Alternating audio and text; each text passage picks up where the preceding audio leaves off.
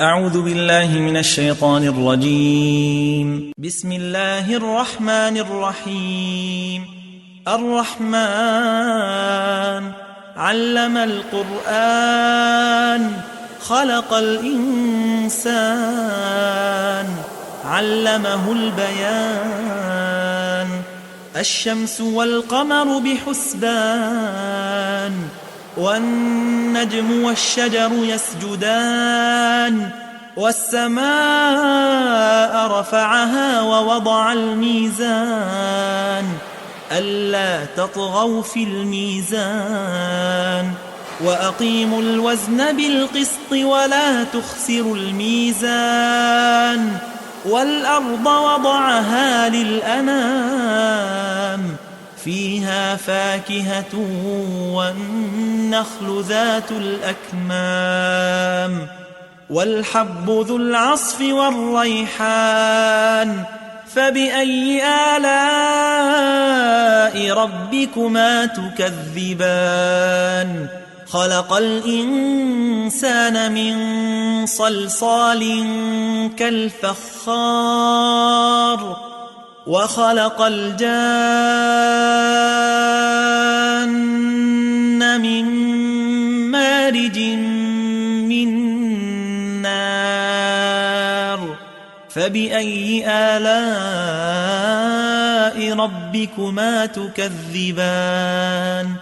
رب المشرقين ورب المغربين. فبأي آلاء ربكما تكذبان؟ مرج البحرين يلتقيان بينهما برزخ لا يبغيان. فبأي آلاء ربكما تكذبان؟ يخرج منهما اللؤلؤ والمرجان. فبأي آلاء ربكما تكذبان؟ وله الجوار المنشآت في البحر كالأعلام. فبأي آلاء ربكما تكذبان؟ كل من عليها فان ويبقى وجه ربك ذو الجلال والإكرام. فبأي آلاء ربكما تكذبان؟ يسأله من في السماوات والأرض كل يوم هو في شأن. فبأي آلاء ربكما تكذبان؟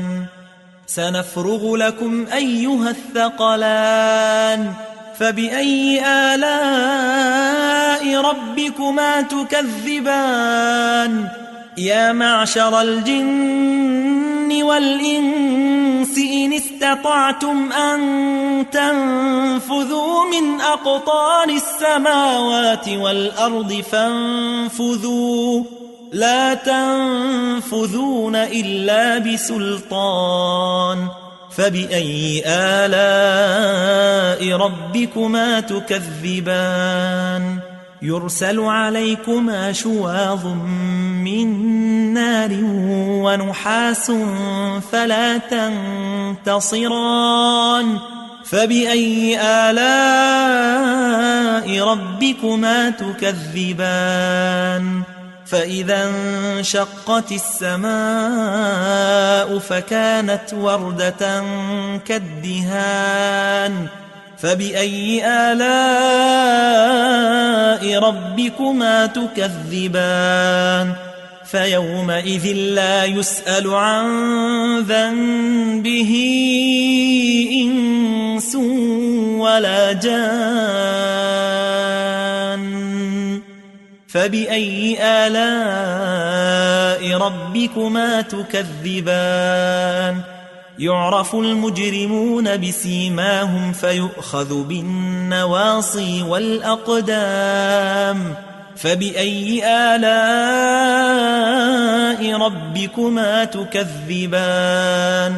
هذه جهنم التي يكذب بها المجرمون يطوفون بينها وبين حميم آن فبأي آلاء ربكما تكذبان ولمن خاف مقام ربه جنتان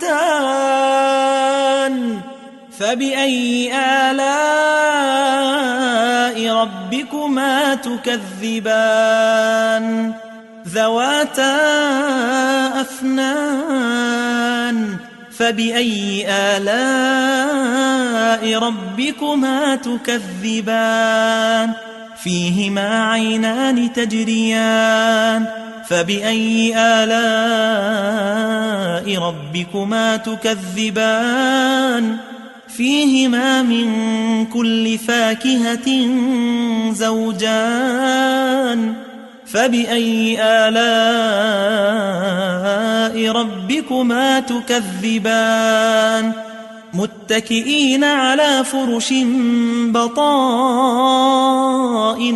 من استبرق وجنى الجنتين دان فبأي آلاء ربكما تكذبان فيهن قاصرات الطرف لم يطمثهن إنس قبلهم ولا جان